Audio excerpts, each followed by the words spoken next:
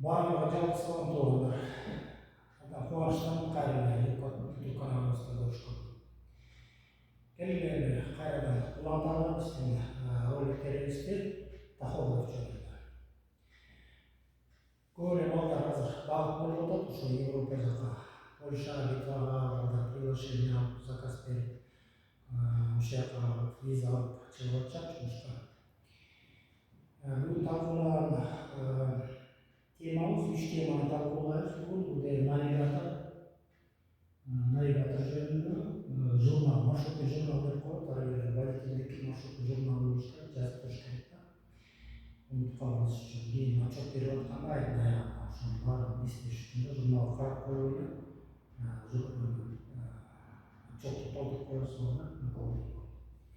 Үчүнчүсү болсо логистика диспетчер. Анткени жумушка чыкканда Европадан стажировкадан өтүп, код 95 окууну стажировкадан өтөсүң. Стажировкадан өткөндөн кийин 1 жума болот, 2 жумадан кийин өзүң участкада жумушка істеп кое берет жумушка. Ошондо логист болуп істейди. Таапкай ошо логист менен байланыштуу болсуң. Андан баары. Кийинде логисттер менен мындай келишпестиктер болуп кетет да, анан кийин чыгып колдон, анан кийин түшүнбөстүктөр болуп кетет, анан кийин иштей бараткан күндөрдө болгон балдар. Ошон үчүн логисттер менен андай жакшы кызматташканга кандай жолдор бар экенин ошону билебиз. Айта кетсем, биринчиден навигатор көп эле комментарийде көп суроолор болуп атат. Навигатор жөнүндө, журнал жөнүндө суроо. Навигатор жөнүндө болсо, бүгүн кыскача көрсөтүп берейин. Ошо навигатор кандай болот, настройкасы кандай болот, анткени өзүңөр билгендей эле биринчи роликтерде айтылып кеткен уже навигатор туура эмес настройка болуп калса, туура эмес жака алып бара берет акча. Анан 2 саат, 3 саат задержка болуп калышы мүмкүн. Кийинки кечке чейин задержка болуп калышы мүмкүн. Точкага барбай калсың убагында. Ал деген жакшы болот. Ошон үчүн навигатордо мындай кыскача жалпы журнал менен изилдеп керек. Навигатор өтөлүп биринчиден.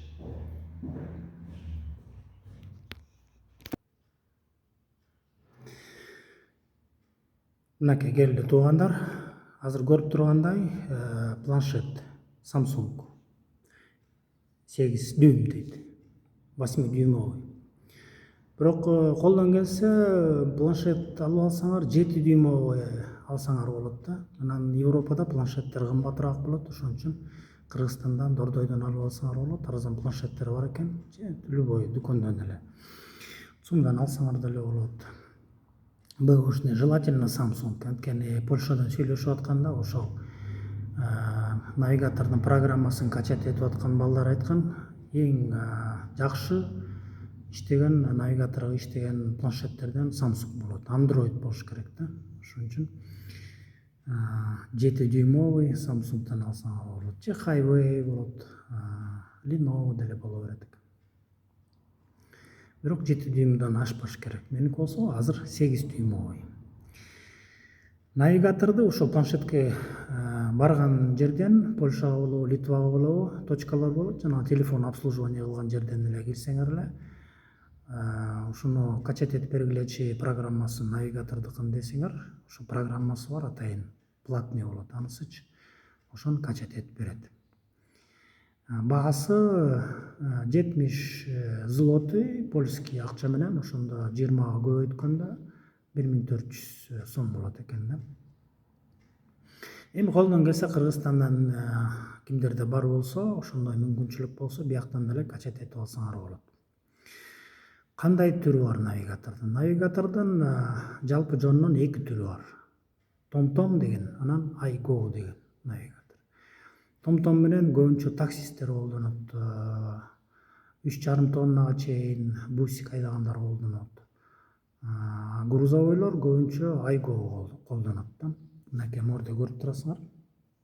Мынакей iGo Navigation деп турбайбы эмблемка. Мен дагы ошо iGo навигатор колдоном, анан силерге ошол iGo'ну көрсөтүп берейин деп атам да. Иштегенин сыры кандай болот экен да, мындай майда чүйдө сыры болот, ошону билиш керек. А билбей калсаңар анда бир түшүк болуп калышы мүмкүн да, проблема болуп калышы мүмкүн жолдон баратканда деле. Анан навигатор менен проблема болуп калса, ал уже аябай чатак болот да, анткени жыла албайсыңар. Каяка барам, каяка айдаш керек, кайсы убакытта барам, кайсы жолдо турам, кайсы шаардын жанында турам, кээде даже билбейсиңер өзүңөр. Анткени навигаторго ишенип баратасыңар. Келели, көрөлү. iGo навигатор дегенди көрөлү. iGo Navigation деген бар. Play Marketке кирсеңер, Play Marketкен iGo навигатор дегенди терсеңер, анан ушул чыгат. Чыкканда ушуну качать этип аласыңар өзүңөр. Мен да качать этип алгам, мынакей. Азыр көрөлү, мынакей, кирели. Мына кирдик. Загрузка iGo навигация дейт. iGo. Мына чыкты. Биринчи чыкканда ушинтип чыгат. У вас еще нет карт депчи. У вас еще нет карт. Обратите внимание, что все карты дополнительного содержания для этого приложения доступны в нашем магазине дейт. Только как встраиваемые приложения дейт. Хотите войти в магазин деп ушинтип сунуш кылат. Анан кийин мейли кирип көрөлү да. Да дейбиз. Да дегенде анан кийин магазин ачып берет да, премиум пакет географический карта, ошого киребиз. Анан ошол жерден чыгат. Африка, Австралия, мынакей Европа деп турбайбы? Европа. Көрүп турасыңарбы бу жерде мынакей? Европа деп турат. 220.9 мегабит. Доступен деп турат. Анан ушуну качать этип туруп анан кийин мордон установлен деп турат, Европа. Меники установлен, бирок картаны ачпай атат да, анткени төлөш керек. Анан мен азыр төлөбөй эле Польшадан барып качать этип алайын деп атам. Ошон үчүн картаны ачпайт дагы, точкага алып барбайт азыр. Мен силерге мындай эле жалпы жөнүнөн көрсөтүп берем да, Европаны качать этип аласыңар. Чыгалы эми. Же болбосо жанакы балдарга киргенде алар өздөрү эле карталарды качать этип берет силергечи. Чыктык. Мына навигатордун өзү мисалы үчүн. Карталар болсо азыр могу жерден көрсөтмөк. Мынакей. Кыргызстан, Кант району, Дмитриевка айыл депчи. Дмитриевка айылдын мектеби деп ушул көрсөтмөк азыр. Мектепте турабыз. Ошол электи мектептен жазып атам. Дмитриевский средний школа деп коет да, мен өзүм ушул жерден окугам. Школага келип ошол тактайча менен пайдаланып силерге роликтерди жазып атам да. Мындай көркөмдүү болуш үчүн. Эми настройкалары могу жерде ылдый жакта настройкаларга кирели да, настройка кылып көрөлү да, мынакей.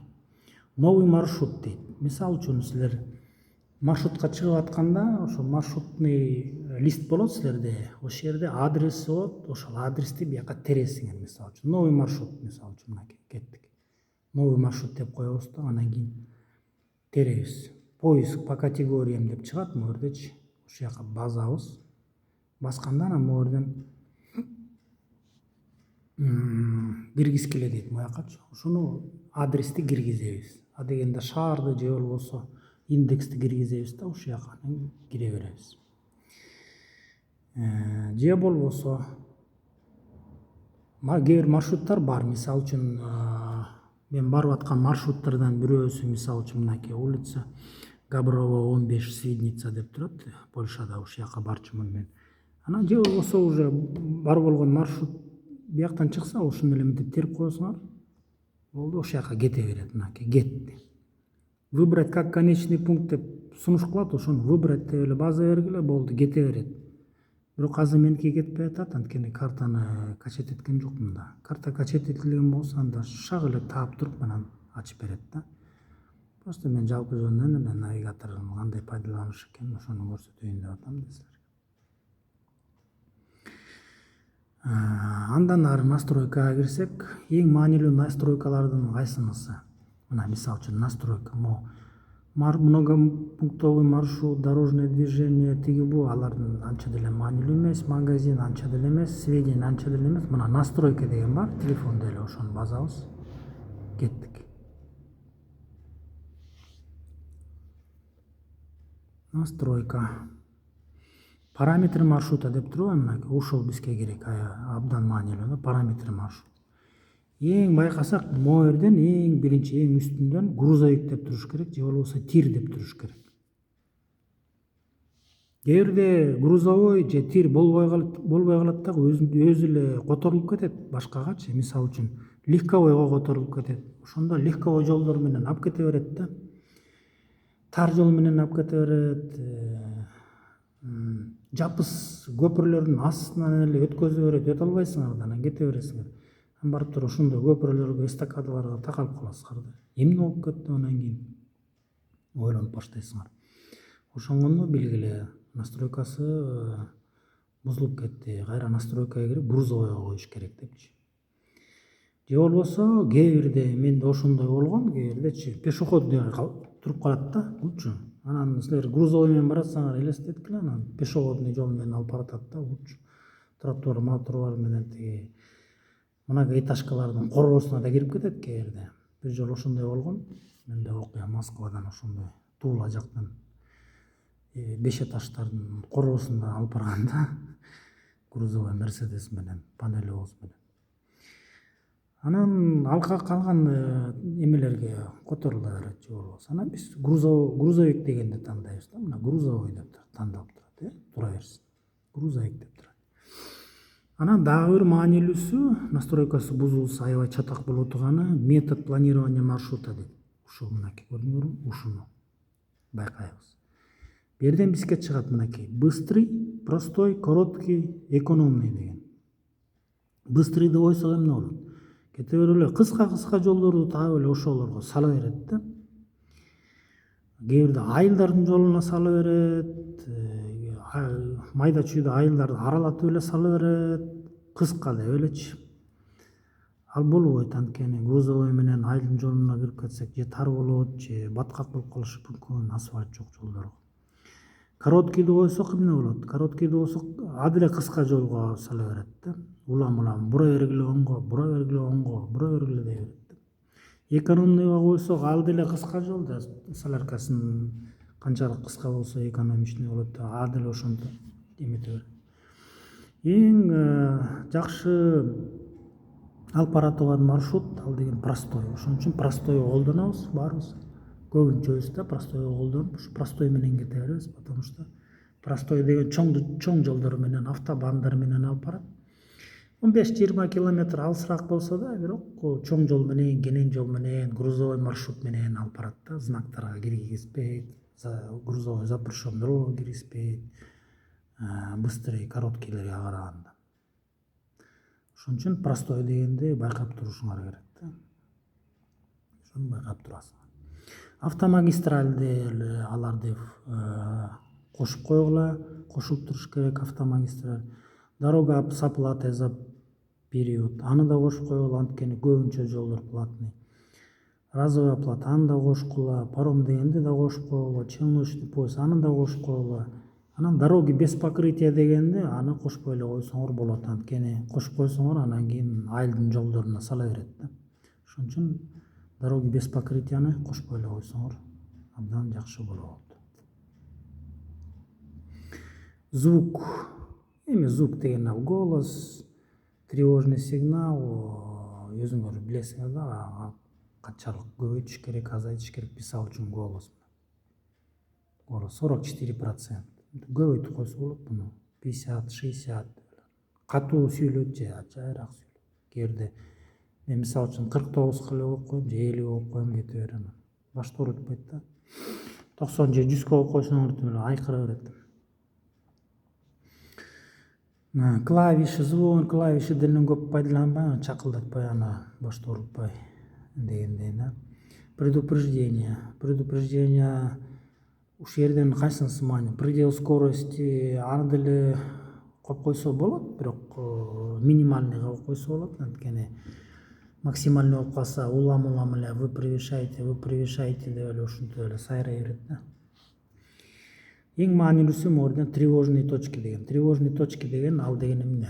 Ал деген бир жолу баратып айылдын жолуна салганда баратсам эле знактар жок, бирок көрүп калдым да, камера вспышка болуп кетти да, анан кийин тартып алды да меничи. Превышать этип койдум окшойт бир 5-10 километрге. Айылдардын жолу менен 70 да. Анан превышение болуп кетип, анан тартып алды да камера. Ойлоп койдум, эмнеге камераны көрбөй калды депчи навигатор. Ошентип анан жай айдап, абайлап жүрүп анан кийин ошо бир жумадан кийин келдим кайра Польшага келип, мастерге келип айттым, камераны көрбөй атат, могу кошкулачы десем. Кирип эле ушуга кирди, тревожный точка деп эле мынтип басты, басканда эле чыкты. Предупреждать тревожные точки деген меники болсо мындай болчу экен да, отключенный экен. Да, силердики отключенный туруп анан кошуп койбойсуңарбы дейт. Кайра вы действительно хотите включить этот сигнал дейт. Включить. Анан кошуп койдук да. Болду, камераларды көрүп калды. Эмчин дегенде навигатор ошол тревожный точка же камераны өчүрүп турат, өзү өчүрүп турат да кез-кезде. Эмчин дегенде Европада кээ бир өлкөлөрдө ушул камераны навигаторда ушул тревожный точка деген күйүп турса, нарушение болот да. Штраф салышы мүмкүн. Ошон үчүн бул өзү өчүрүп турат да. Водительдер муну кайра эле кошуп алышат, текшербейт эч ким. Кошуп алып эле айдап жүрө беребиз.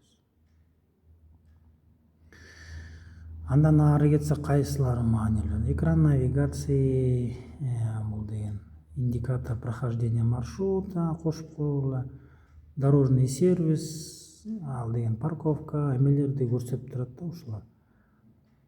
Предлагать дорожный сервис. Предлагать деп коелу. Парковкаларды көрсөтүп турат ушул дорожный сервис деген. Ошону кошуп койсоңор болот. Так, региональный дегенде эмне? Язык. Язык деген жерден русский деп кошуп койсоңор болот. Елена же женский же мужской өзүңөр тандап аласың. Анан уровень деп коет, региональный. Так, региональный язык, единицы, часовой пояс, дорожные движения. Предлагать сводка реального времени, предлагать объезд вручную кереги жок, предлагать объезды экономии не менее 5 минут. Аны деле кошуп койду эле койгула, болбосо кайра эле улам эле чыга берет экрандачы. Объезд оң жак, объезд сол жактан маршрутту көрбөй каласың да. Путевой контроль, автосохранение, сохранять журнал, аны кошуп койгула, анткени каяка баратасыңар, ошону бүт жазып турат. Мастер конфигурации, русский, мейлі тура берсин. Дополнительные настройки.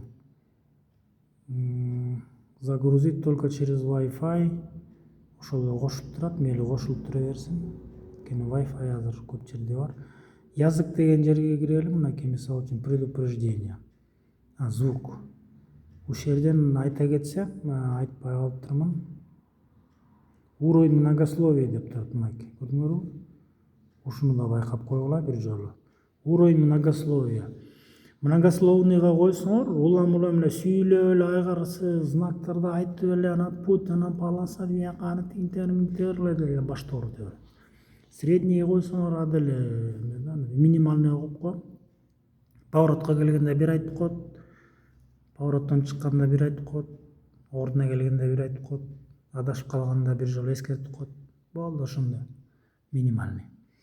Баштан чыкканда силер мисалы үчүн многословный коюп койгула, анткени силерге машыкканга жакшы болот да. Кийинчерээк анан кийин навигатор түшүнүп алгандан кийин анан кайра эле ушул жака кирип туруп анан кийин минималкага алып коесуңар да, башыңар ооруйт.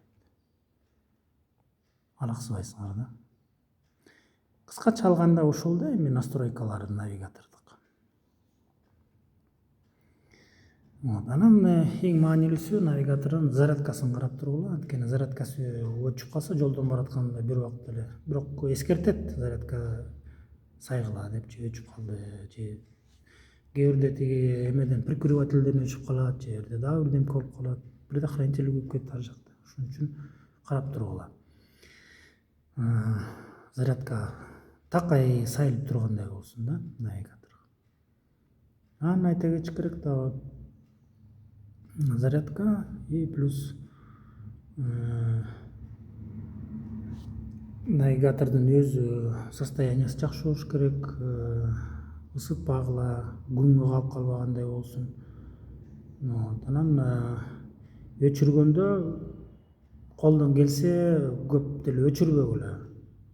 Перейти спальный режим деп коет, анан режим сна деп коет. Ошо режим сон деген ошого эле өтүп кетсеңер болот да. Выйти из режима навигации дегенде выход деп коет да. Мен азыр чыга берем, бирок силер чыкпагыла. Перейти в режим сна деген болот. Картаны качать эткенден кийин ошо соңго эле коюп коесуңар кечинде. Эртең менен басканда өзү эле ошол маршруттан кайра башталат да. Мен болсо чыга берем. Мынакей выход. Чыктым. Мынакей туугандар, ушинтип навигатор жөнүндө кичине кыскача талкууладык. Эми болсо маршрутный журнал жөнүндө. Маршрутный журнал жөнүндө сүйлөшсөк. Маршрутный журнал. Эмнеге маршрутный журнал керек? Анткени баарыбыз профессионалбыз, мастер десек деле болот. Бүт кырак уруп, өзүбүздүн жоопкерчилигибизди билип, так жүрсөк, ошондо баалуу болобуз да. Базадан участкелерди көрүп. Анан унутуп калып эле кайда турдум эле, кайсы километр кайсы ой берген, унутуп калып тигип айдын аягында тиги маршрутный листти толтуруп тапшырыш керек. Спидометр ой берип калсакчы, болгон спидометр жазып берсек, тияктан саштырып атат, текшерип туура эмес жазып атат, проблема болот. Проблема чыгат. Маршрутный журнал алып алсаңар, жазып, такай ошону алып барсаңар жакшы болот. Башта. Анан кийинчерээк маршрутный журнал деп деле кереги жок болуп калышы ыктымал. Кыскача жазуулар болуп калат, маршрутный журнал. Баштан чыкканда меники чоң маршрутный журнал болчу, ошону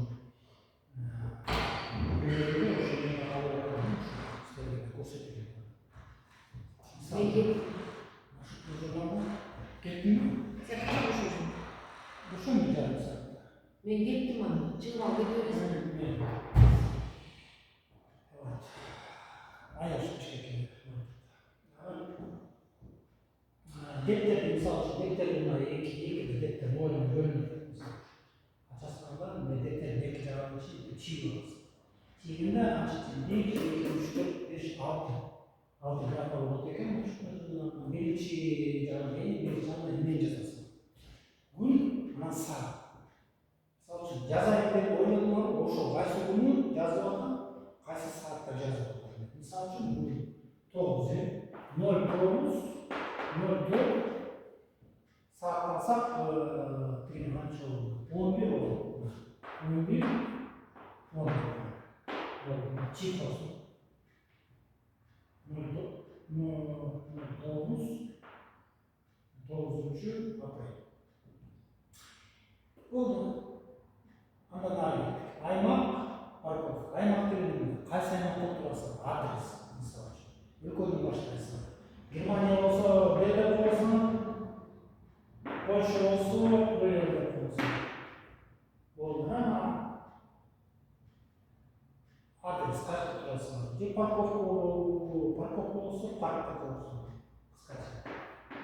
Паркта коесуң. Англисче жазасың. Үйрөнүп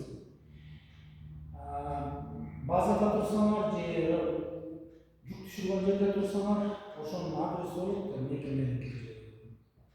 Ошонун адреси болсо, Ашан болсо, мисалы үчүн, Ашан деп коесуң. Жана фирма болсо, фирма, заправка болсо, АЗС деп коесуң, заправка деп коесуң. АЗС деп коесуң. Ошо билгендер общий билим ашына. Кийин ачканда парковкага туруп. Анан заправкага туруп. АЗСтердин заправкалардын мисалы үчүн аттары болот да. Мисалы үчүн Арал деген заправка болот.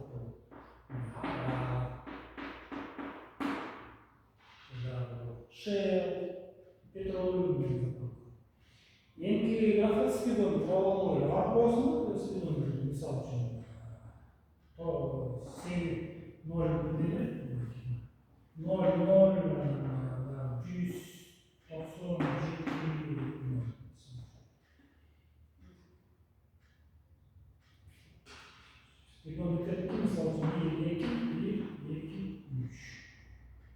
5 tane oldu. 5 tane oldu. Zapravkalara geldiğinde misal için maşinayı toplatıp durup, pistolet salıp durup, operatöre geldiğinde sırayı speedometre. Kançada bana kaç kansalar bu şeyde speedometre biliriz. Geri oldu speedometre, onu kapattık, gayrı maşinayı yürüp başlayıp, bir yolunda benim sıralamda onu tutalım, maşina hazırdı. Momentle barayın desem beni toplattı. Özde geliyor, 10 bin lira. 10 bin. Ama benim 10 bin emez, senden olursun. Valla, çubuk. Yaklaşık kesin, tekşir. Boşandan giyin ama 10 bin lira gaz fazla bu. Şimdi tekşir. Spilometre lira fazla. Ama sadaka getir. Yengisi cezasını, parkoflara durasınlar, cüktü ortasınlar, düşür ortasınlar. Uşulma. Sağ için cüktü onu geldiğinde kutu ortasınlar, açan cüktü. Cüktü ortasınlar, cüktü. Yol olsa düşür onu geldiğinde düşür ortasınlar. Düşür ortasınlar, düşür. Parkoflara dursanlar, parkoflara. Yengisi açıkça. Uşul mağdası, cevapası mı olur, açıkçası mı olur?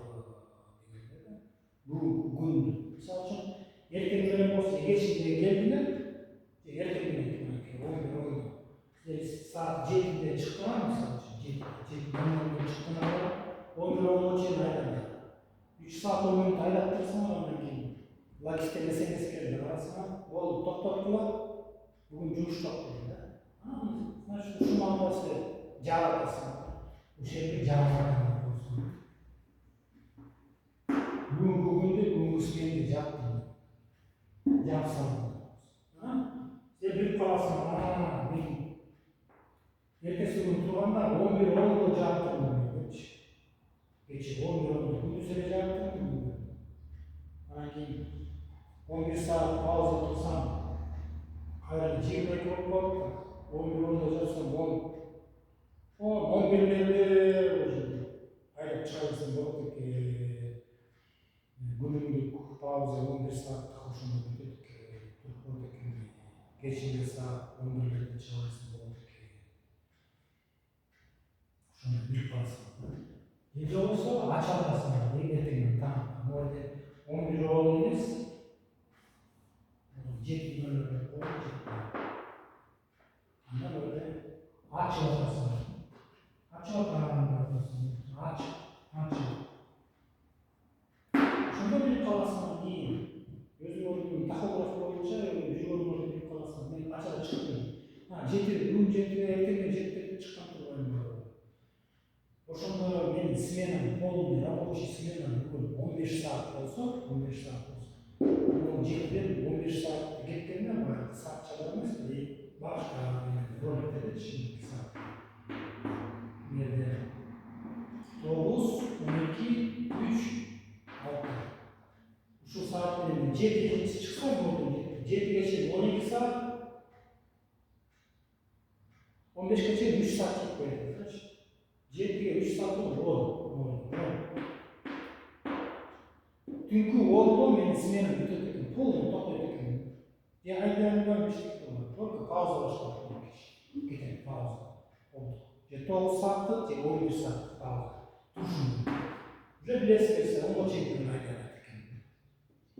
Ana gelin 9 yarımda onu parkovka izleye başlayasın.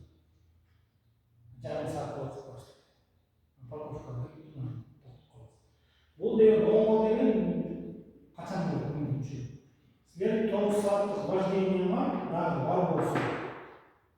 Mesela 7'de çıkıp 6'a çekin 9 saatlik vajdeyin var. Bunu tüm hoşuma. Ondan sonra bunu tutmalısın. Senin sınavın var, onun için. Bunu hayal yapmasın. Çünkü bunu tutmalısın. Kısa da bir saat, 2 saatten öğrenip çürüyor. 3 saatten tur alır. 2 saatten tur pauza olur. Rus kalıp şunu yok. Turu bana ayda 15 kilometre. Ayda 2 saat.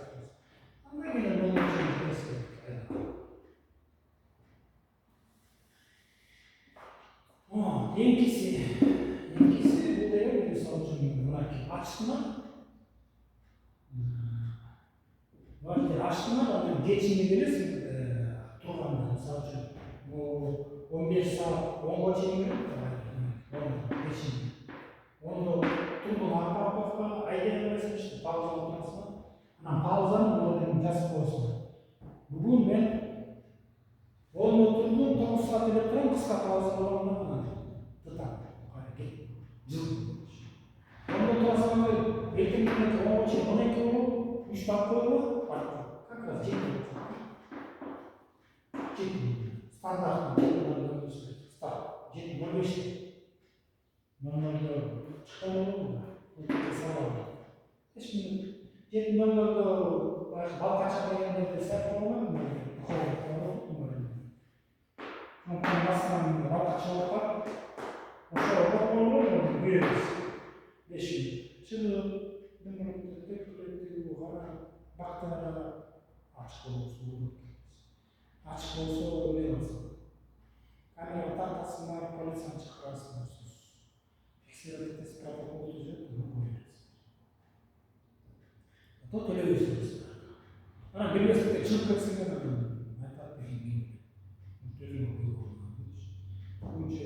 ушул проблема болот.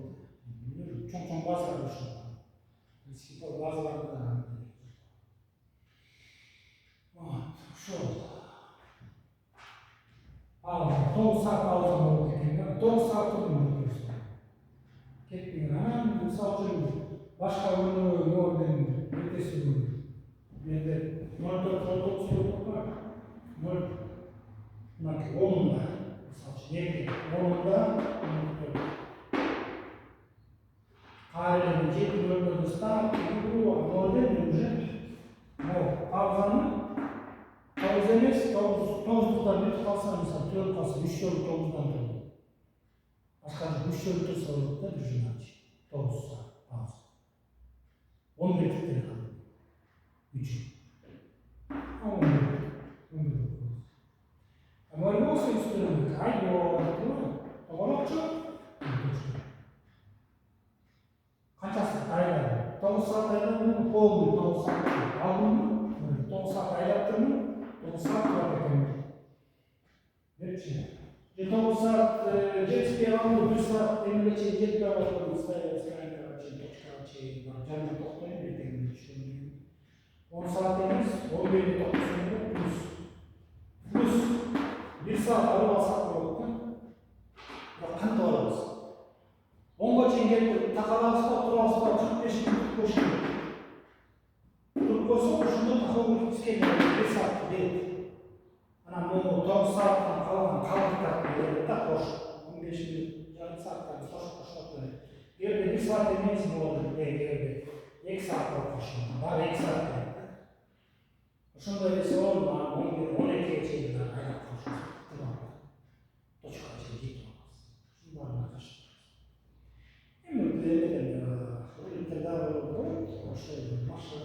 Практика çıkan şeyleri görüyoruz. Azınca düşünme olmasına taşıyor. Oşol kısaca aytganda jurnalda oşol moralda жазасың, oşo жазыласың. Студенттер айынан кайрылганда саат жылдан сааттан 90 саат. 90 saatта жазыш керек болса. Мен чыктым. Жаттым, токтодум. Море хош көрсөң, ачып жаттым менин. Шүрөйүнө хош көрсөң, токтогон саат. 7:00 чыктым мен. 10:00 токтодум. Море. 10:00 көрсөм. Жаттым.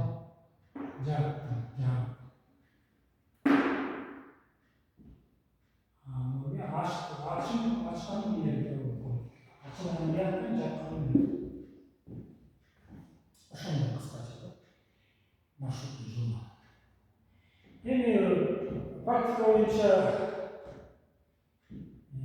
где-то 3 ай, жарым жыл айласына айдап калган жарым жыл айдагандан кийин журналдарды калпарбыз.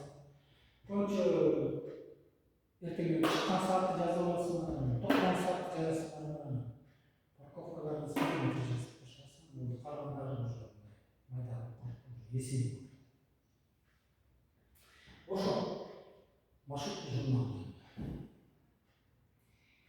И қалды бізде логистика.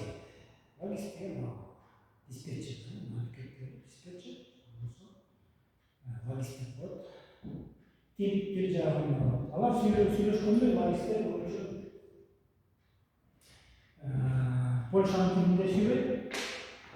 Анан азыр алар білет Украинадан бойынша азыр Истанбулге бойынша баратабыз.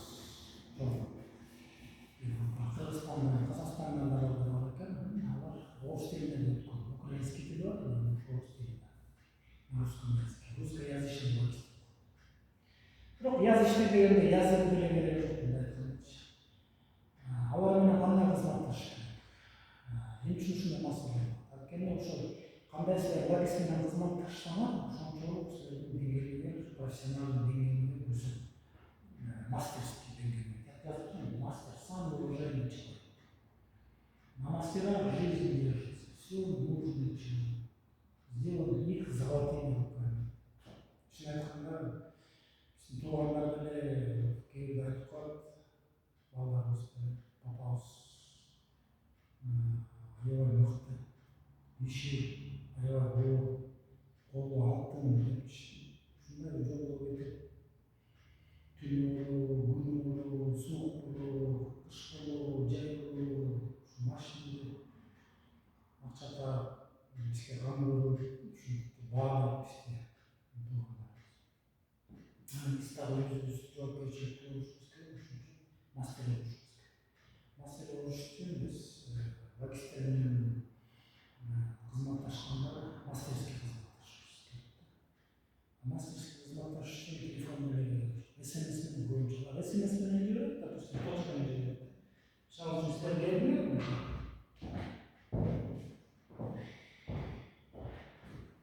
Келдиңер, точкага келдиңер, кечинде оңдо келдиңер, точкага.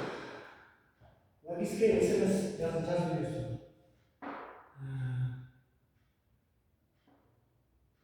Saat 10 saat bile yazma. Adres yazarsan diye firmanın adresini yazarsan da firma var mısın? ABS firmanın gelişinde. Başlık olarak şu kısaca yazıp koyalım. Adını kısaca. ABS Okta pozisyonu. ABS gelişinde.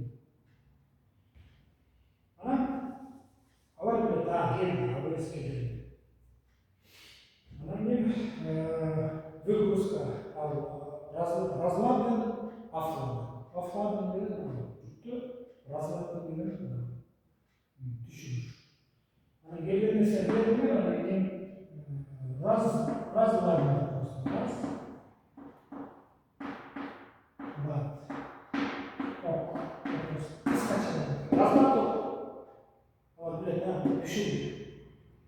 Düşürdü degenden keyin эле алар уже билет, машина кошуп келип анан кетет. 10 мүнөт, 15 мүнөт.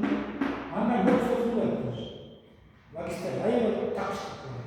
Москвада 5 саат сутка болот. Жок, 10-15 мүнөт келет. СМС келет, кайра точкага СМС келет. Адрес келет, сенде. Je болбосо координат келет. Биринчи адрес, экинчи координат. Адрес керек, бирок адрестен карап туруп, адрестен көчөсү бар, номер жок болсо, анда дагы координатын сурайбайт, кайра жазат. Дайте координаты. Прошу координаты. Координат приступ болот. Бул координат. Анан адрес менен көчө менен кетиресиң, номер бересиң, көчөлөр келет, көчөлөр 15 километр. Көчө болот жүрүп. Ошон үчүн башынан сразу координат сурап баштап. СМС менен. Анан адрес болсо, номер болсо, ошону забирать этесиң, забирать эткенден кийин маршрут чыгат, анан кийин обзор маршрута деген бар. Навигатордо обзор. Ошону тактабаган басканда маршрутту көрсөтүп берет, үстүнөн бүт маршрутту. Баштан түнүнчү. Бир көрүп кайсы менен барат экен. Девятка менен барабы, первый маршрут менен барабы, тройка менен барабы. Германия üstü menен кетти, асты менен кетти, через Берлин, через Дрезден, кандай. Ошону бере аласың да. Көрөсүң, Франция. лагерьлерге баштан эле же электр бар станция несиңер жол сизде деп коет Германияга барып экен адрес жөнүндө лагерь жөнүндө смс сүйлөшүп кээ бирде болот эмне көп баратасыңар көп отурасыңар анан актанбай эле эмнеппей эмне болду тиги сөгүнбөй кыскача эле бир маанилүүрүндөй аябай дестий сөздөр ушулар айтып койгон мисалы үчүн мына турайм азыр пауза болот пауза бүтөбүз заматыбыз же болбосо мына түшүрүп атам түшүрүү заматыбыз же болбосо пробка болуп атат штаб проблем finish and start көп сүйлөшпөйм кыска нуска лайфстайл ошолорду жакшы көрөт элестеткен алардын 500 миңге чейин вакилдери бар ошолордун баарын бирок 500 миңдей жүктөп мен арыйга кесип өзүм алым жетишинче элүүдөй вакилдер бар болуш керек ар чалып кыска нуска болсо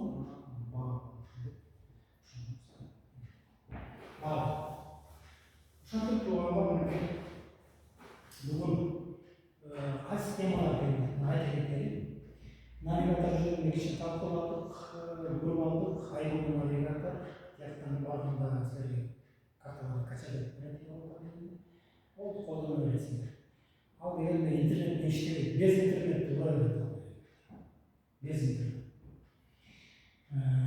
экинчи журнал машыгуу журнал маанилүүлүк билдик ошону кандай толтуруш керек үчүнчү логист диспетчер менен номерибизди кыска нуска смс менен болду мына жолдон бүтсүн болду бүтсүн болду түшүп заправка тамак ичип атсаңар чыгып жылкылап тең заправкага турам заправкага отурам деп пробкага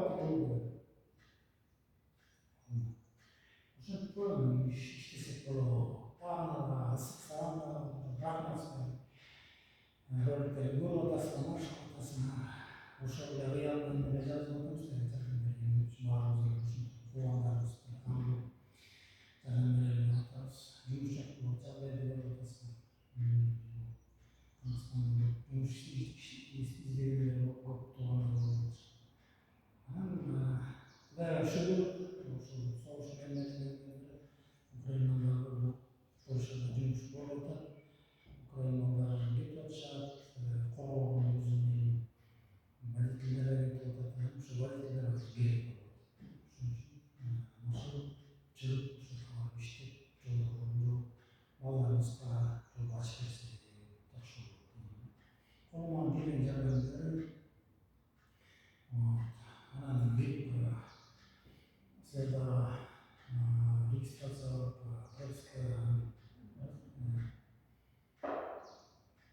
подписаться келип атасыңар деген жакшы анткени канчалык көп подписка болсо ошо роликтер көп чыгат балдар көп пайда болот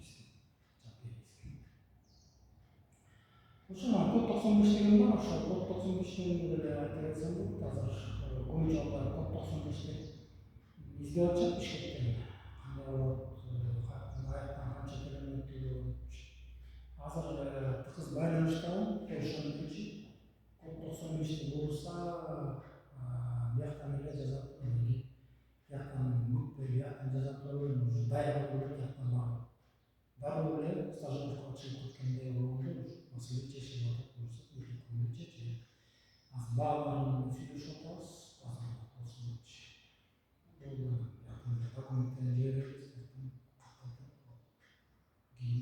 тияктан келип эле силерге күбөлүк жазып берет код 95 ошондой комментарийге бергиле суроо болгондор болсо бергиле